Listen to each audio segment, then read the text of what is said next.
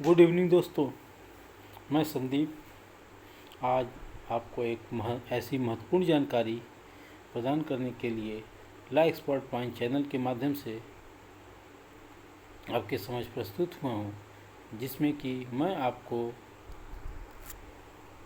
Union public service द्वारा कराई जाने वाली एक महत्वपूर्ण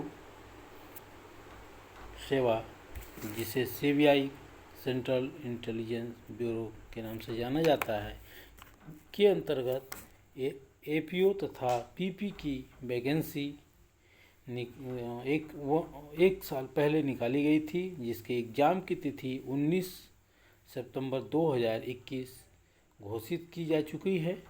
और इस घोषित तिथि में अब समय बहुत कम बचे हैं,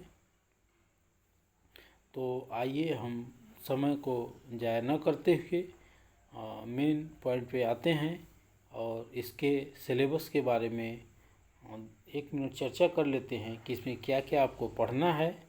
तो उसके संदर्भ में मैं बता देना चाहता हूं कि सबसे पहले मैं माइनर एक्ट्स की बात करता हूं। तो सबसे पहले है केंद्रीय सतर्कता आयोग अधिनियम, जिसे हम सेंट्रल विजिलेंस कमीशन एक्ट 2003 बोलते हैं। और दूसरा है इसमें the prevention of corruption act 1988, जिसे हम भ्रष्टाचार निवारण अधिनियम 1988 बोलते हैं। तथा तीसरा है the Delhi special police establishment act 1946, जिसे कि दिल्ली विशेष पुलिस स्थापन अधिनियम 1946 कहते हैं। तथा अभी इस 2021 की परीक्षा में एक नए एक्ट को जोड़ा गया है, जिसे कि prevention of money laundering act PMCA act 2002 के नाम से जाना जाता है। तथा इसमें 2020 का संशोधन भी किया गया है। तो इन एक्टों के बारे में, इन अधिनियमों के बारे में मैं आपको संक्षेप में चर्चा करूंगा, जो कि आपके 19 तारीख को होने वाले एपीओ, सीबीआई एपीओ तथा पीपी के एग्ज़ाम के लिए बहुत ही महत्वपूर्ण होगा। और इसके जो मेजर एक्ट हैं, जिसमें कि भारतीय संविधान, constitution of India 1950, criminal law में सीआरपीसी क्रिमिनल प्रोसीजर कोड 1974 तथा आईपीसी इंडियन पैनल कोड 1960 तथा इंडियन एविडेंस एक्ट 1872 प्रमुख हैं। तो हम सबसे पहले संक्षेप में, जो कि सबसे छोटा एक्ट है, दिल्ली पुलिस एक्ट, जिसमें कि कुल धाराओं की संख्या 7 है। टोटल सेक्शंस इसमें 7 हैं। और इसके इन्फोर्समेंट की जो तिथि है 19 नवंबर 1946 है। और इसका जो शॉर्ट टाइटल है Delhi special police act establishment act 1946 है। और ये जो होल इंडिया पे लागू होता है। और इसके बाद इंटरप्रिटेशन क्लाज इसका 1A है। ये इस बात को ध्यान रखिएगा कि इसका जो जैसा कि सामान्य रूप से आप देखे होंगे, पढ़े होंगे कि सभी जो एक्ट होते हैं उसके धारा 2 या 3 में ही डिफिनेशन क्लाज बताया जाता है, किंतु इसमें 1A के अंतर्गत इंटरप्रिटेशन क्लाज बताया गया है, जिसमें कि इंटरप्रिटेशन क्लाज में एक वैसा वर्ड है जिसमें कहा गया इन एंड आउटसाइड इंडिया, मतलब कि जो लोक सेवक है उसमें किस पे जो ये अधिनियम है किस पे लागू होगा, जो इंडिया में रहता है या आउटसाइड इंडिया में। तो इसमें इन और आउटसाइड इंडिया का तात्पर्य है कि जो इंडिया में लोक सेवक कार्य करते हैं, और या कोई ऐसा भी लोक सेवक है जो कि भारत का ही तो है किंतु वह भारत से बाहर कार्य करता है, उस पर भी यह अधिनियम लागू होगा। उसके इन्वेस्टिगेशन संबंधित, अरेस्ट के संबंधित जो भी प्रोसीजर प्रक्रिया है उसको फॉलो किया जाता है। इसके बाद सेक्शन हम 2 पे आते हैं। तो 2 में बताया गया है constitution and power of the special police establishment और इसके सेक्शन 3 जो है, offence to the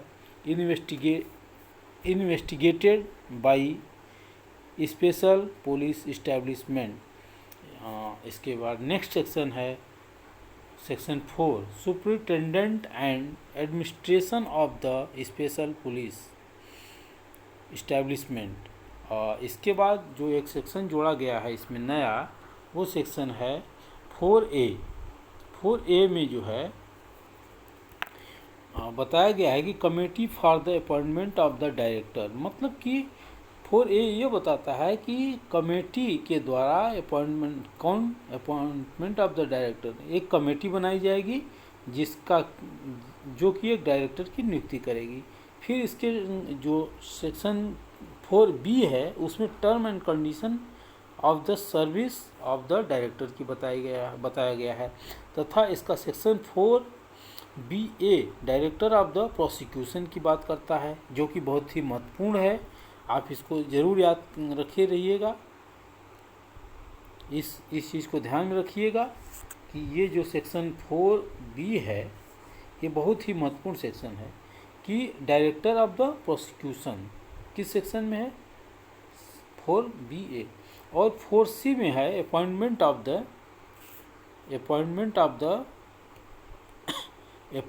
for post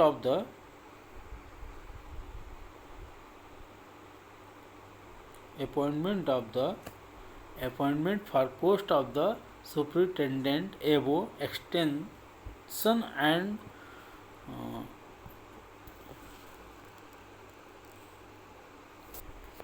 curtailment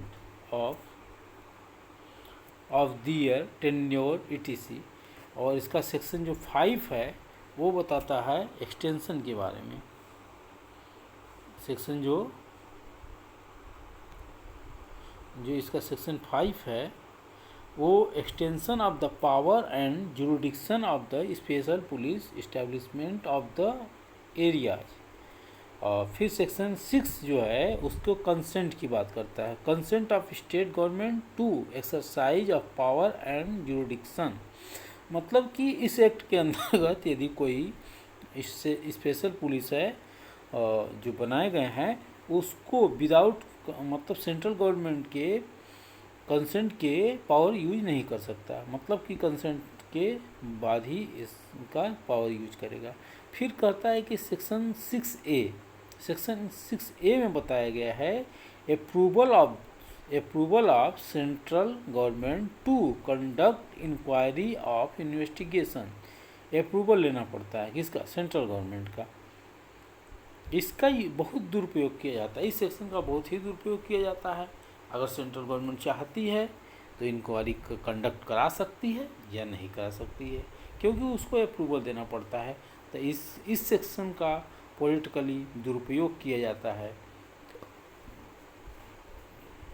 इसके बाद जो सेक्शन 7 है वो रिपील्ड कर दिया गया है।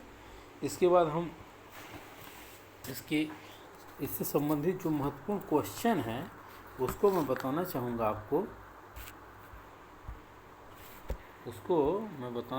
आपको कि इसमें जो महत्वपूर्ण क्वेश्चन बताए गए हैं वो यहाँ पे हैं। तो पहला क्वेश्चन आता है ऑब्जेक्टिव ऑफ दिस एक्ट, मतलब जो एक एक्ट बनाया गया है इसका ऑब्जेक्टिव क्या है, ऑब्जेक्टिव पॉइंट क्या है। तो the object of this act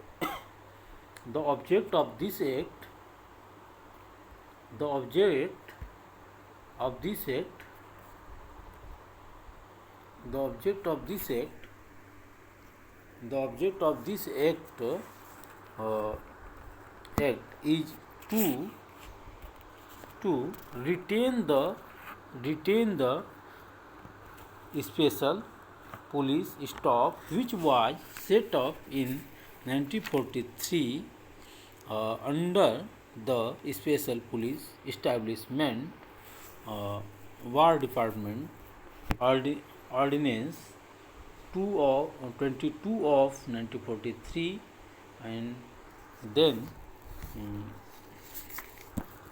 further as permanent organization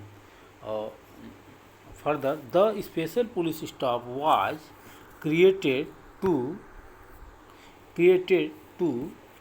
investigation offense relating to bribery and corruption with the Department of Central Government. But with the corporation of this bill, the central government shall have power to specify the offense or class of the offences which are to be investigated by the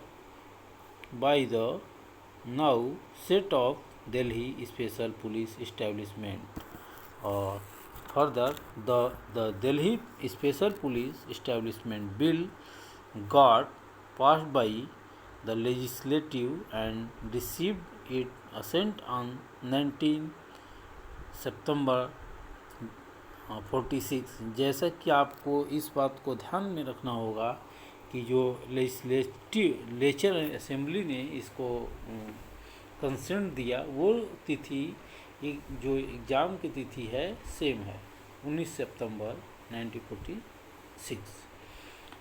year तो change है किंतु date वही है, इस बात को ध्यान रखिएगा। और द एक्ट इट कम मतलब जो एक्ट है, it came on the statute book as the Delhi special police establishment act 1946 and came into 90, जैसा कि मैंने बताया था 19 नवंबर 1946 को एनफोर्समेंट हो गया था। नेक्स्ट बात करते हैं इसके सेक्शन 1 से 3 तक में कौन कौन से क्वेश्चन पूछे जा सकते हैं, महत्वपूर्ण क्वेश्चन, उसके बारे में। सेक्शन 1 से 3 में जो क्वेश्चन पूछे गए हैं उसके बारे में मैं बता रहा हूँ आपको। वो क्वेश्चन, पहला क्वेश्चन है the Delhi police establishment ordinance was promulgated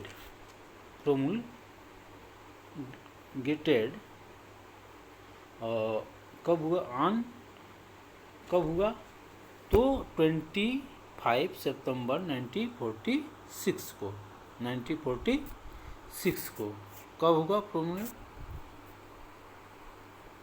ठीक, नेक्स्ट इसका है question second, special police establishment war department was set up by कौन सा, मतलब जो वार डिपार्टमेंट है उसको कौन सेट करता है, तो गवर्नमेंट ऑफ इंडिया। इसका नेक्स्ट आंसर है गवर्नमेंट ऑफ इंडिया। फिर है next question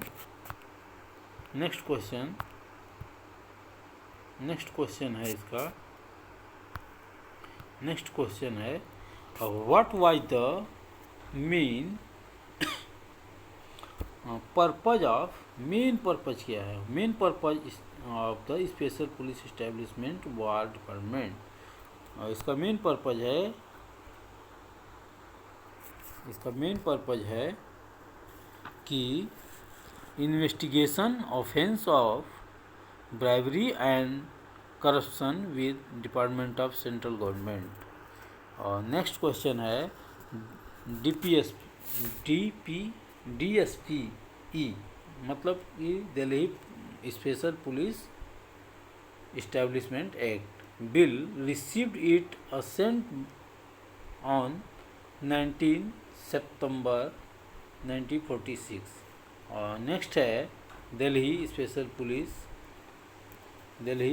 police act came into force, वो भी बता चुके हैं आपको। नेक्स्ट है an act to make pension for the constitution of special force in Delhi union territory. इसका आंसर है Delhi union territory for the investigation of certain offence in Delhi union territory. और नेक्स्ट क्वेश्चन है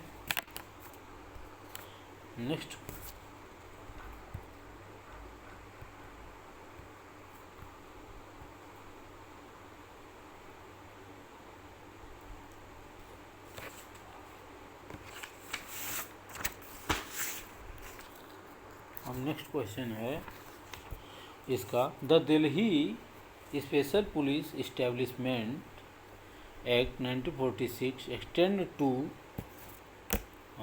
इसका आंसर है द होल ऑफ इंडिया। इसका extension पूछ रहा है कि मतलब कि ये इसका विस्तार क्षेत्र कहाँ तक है, तो होल इंडिया में है।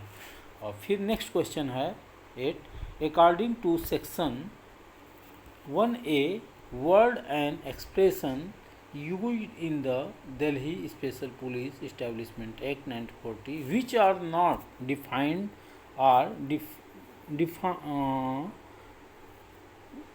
defined in, क्या सेक्शन मतलब कि जो शब्द इस जो Delhi special police establishment act है वो डिफाइन नहीं किया गया है, तो उसकी परिभाषा को, ऐसे वर्ड को, जो वर्ड मतलब डिफाइन नहीं किए गए उन वर्ड को कहाँ से लिया जाएगा।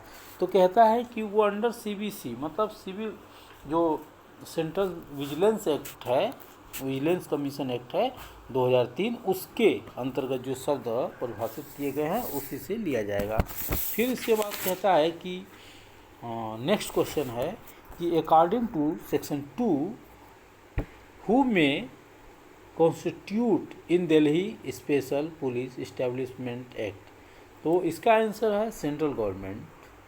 नेक्स्ट क्वेश्चन है according to section 2 of DSPE may be constituted for the investigation in ... of offence notified under, मतलब कह रहा है कि ये जो इन्वेस्टिगेशन है कौन नोटिफाई करेगा, तो any union territory section 30 of DSPE act, हाँ सेक्शन 3 की बात करता है, सेक्शन 3 ऑफ DSPE एक्ट के अंतर्गत नोटिफाई किए गए हैं, उसी के बारे में ये इन्वेस्टिगेशन करेगा। फिर कहता है next question, the member of DSPE shall have all the power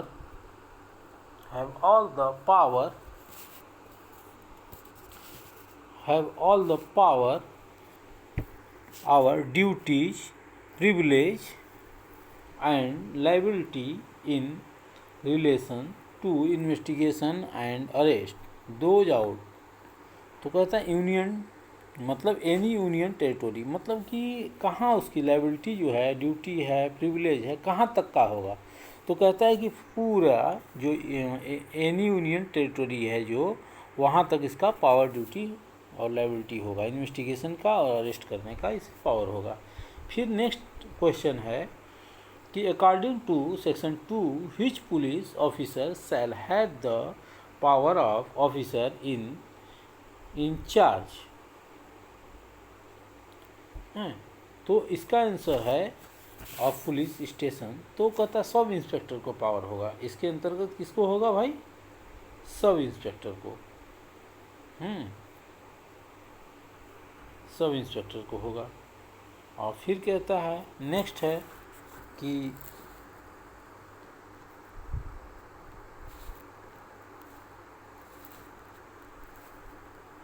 next answer है इसका क्वेश्चन है, who may give order and assign power to the member of DPS, मतलब कि इसको कौन ऑर्डर करेगा, कौन ऑर्डर देगा, गिव ऑर्डर एंड असाइन, कौन सा असाइन करेगा, कौन रेटिफाई करेगा, कि मतलब इसको असाइन करेगा, कौन हस्ताक्षर करेगा, कौन ऑर्डर करेगा कि वो इन्वेस्टिगेशन किसी चीज़ का करे, पावर मतलब उसको डेलीगेट कौन करेगा, मतलब पावर उसे कौन देगा, तो कहता है कि सेंट्रल गवर्नमेंट के द्वारा उसे पावर दिया जाएगा।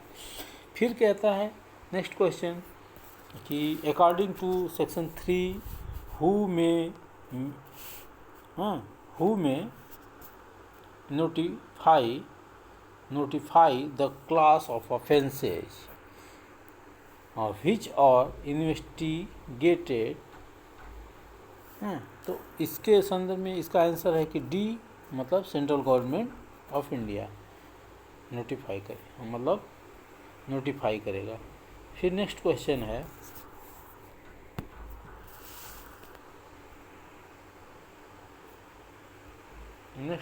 है आपका सेक्शन 4 से 4C तक में कौन कौन से क्वेश्चन आते हैं इसके बारे में बताया गया है। तो इसके बारे में मैं बताना चाहूँगा कि कौन कौन से क्वेश्चन आते हैं।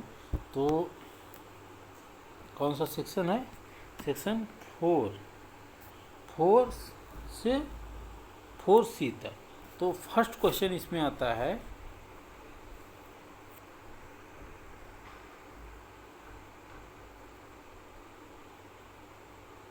फर्स्ट क्वेश्चन आता है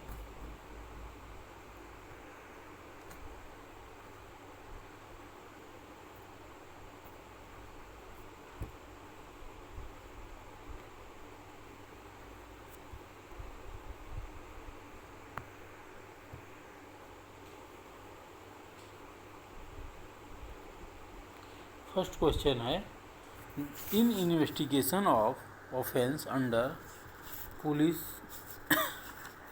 corruption act, prevention of corruption act 1988, the superintendents of DSPE shall vested in commission. जो पावर होगा इन्वेस्टिगेशन का उस किसके अंतर्गत होगा? प्रिवेंशन एक्ट के अंतर्गत जो सुपरिटेंडेंट होगा उसको इन्वेस्टिगेशन का पावर दिया गया है ऑफेंस के अंतर्गत। मतलब कहने का तात्पर्य ये है कि इस क्वेश्चन का कि कोई जो ऑफेंस होगा किसके अंतर्गत? करप्शन एक्ट के अंतर्गत, तो उसके इन्वेस्टिगेशन का पावर किससे होगा? वो सुपरिटेंडेंट को होगा। Superintendents of DSP shall vested in commission. तो इस कमीशन जो विजिलेंस कमीशन आएगा उसके अंतर्गत होगा। और इसके बाद है आपका next question, superintendents of the DSPE in all other matters shall rest in central government. Who shall next question है, who shall appoint director as a provided in section 4 central government. इसका आंसर है। और next question है, whose power shall be deemed to be vested in direction as per section 4 inspector general of police. Next question है, how many member are there in committee formed under section 4A में बताया गया है। Who is the chairperson of the committee? तो कहा गया है कि PM होगा। नेक्स्ट क्वेश्चन है, by reason of a member in committee the appointment of director shall be क्या होगा? वैलिड। मतलब यहाँ पे बताया गया है, रीजन बताता है कि यदि कमेटी में है कोई, सभी मेंबर हैं, डायरेक्टर हैं, यदि कोई उसमें से मेंबर किसी कारणवश अनुपस्थित है, reason a member in committee appointed by director shall be valid, वहाँ पे वैलिड होगा। द कमेटी शैल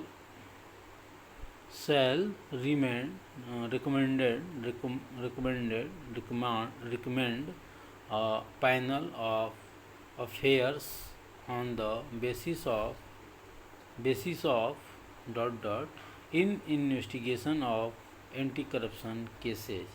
तो कहता है कि जो सीनियरिटी होगी, सीनियरिटी, एक्सपीरियंस, इंटीग्रिटी, 3 चीज़ें बताता है। सीनियरिटी की बात करता है, एक्सपीरियंस की बात करता है और इंटीग्रिटी की बात करता है। नेक्स्ट क्वेश्चन कहता है कि from against whom the officer be chosen by the committee. कहता है इंडियन पुलिस सर्विस कहाँ से चूज किए जाएंगे ऑफिस, हाँ, from against the whom of the officer chosen by the committee, Indian police service से, IPS से। और according to section 4B the director shall committee to hold office for a period of not less than 2 year, 2 वर्ष से कम नहीं होगा किसका, director का post, ठीक, पीरियड ऑफ द ज्वाइनिंग के। With whose consent director can be transferred, तो कहता है कि कमेटी के द्वारा, कमेटी के परमिशन से, कंसेंट से उसका ट्रांसफ़र किया जा सकता है। Under which amendment section 4BA was instituted in act कहता है कि ये एक्ट ऑफ 1 ऑफ 2014 के द्वारा इंस्टीट्यूट किया गया है इसके अंतर्गत।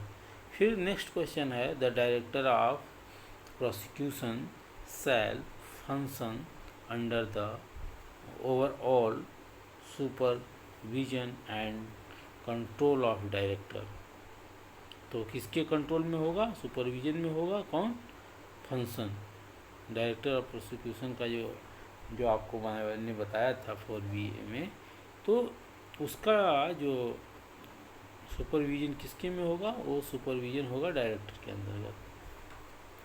फिर कहता है the shall appoint the director of prosecution central government, the central government shall appoint the director of prosecution, तो जो प्रोसिक्यूशन डायरेक्टर है उसकी नियुक्ति कौन करेगा, सेंट्रल गवर्नमेंट के द्वारा की जाएगी। Who shall be the chairperson of the committee form under section 4C, तो कहता है कि सेंट्रल विजिलेंस कमिश्नर के द्वारा की जाएगी, उसका पोस्ट जो है सेंट्रल विजिलेंस कमीशन नियुक्त किया जाएगा। तो इस प्रकार से हमने आपको जो Delhi special police establishment act है 1946 का, उसके अंतर्गत कुछ ऐसे महत्वपूर्ण क्वेश्चन जिसकी संख्या लगभग 30 थी, मैंने आपको बताने का पूरा प्रयास किया, और मुझे उम्मीद है कि आप इससे लाभान्वित होंगे और अपनी परीक्षा में इससे आने वाले क्वेश्चन को ज़रूर सॉल्व करेंगे। और इसके लिए आपका बहुत बहुत धन्यवाद। और चलते चलते मैं आपको ये बताना चाहूँगा कि मेरा नेक्स्ट वीडियो जो आएगा उसमें मैं आपको Delhi special police act establishment act 1946 के अंतर्गत 2017 से जो इसके प्रीवियस ईयर के क्वेश्चन है 2017 से 2007 तक जो कोई भी क्वेश्चन मतलब जो भी पेपर कराए गए हैं उसके क्वेश्चन को मैं सॉल्व कराऊंगा, आपका रिवीजन इसके माध्यम से कि आपका रिवीजन हो जाए और आपका कोई भी क्वेश्चन ना छूटे। और इसी के साथ आपको बहुत बहुत धन्यवाद, आपने केयरफुली मेरे क्लास को सुना और इसका लाभ भी प्राप्त करेंगे। यदि आपका कोई क्वेश्चन होगा तो आप कमेंट्स के माध्यम से मुझसे संपर्क कर सकते हैं या 889662787960 पे कॉल भी कर सकते हैं। तो मिलते हैं नेक्स्ट क्लास में, तब तक के लिए आपका धन्यवाद। जय हिंद, जय भारत।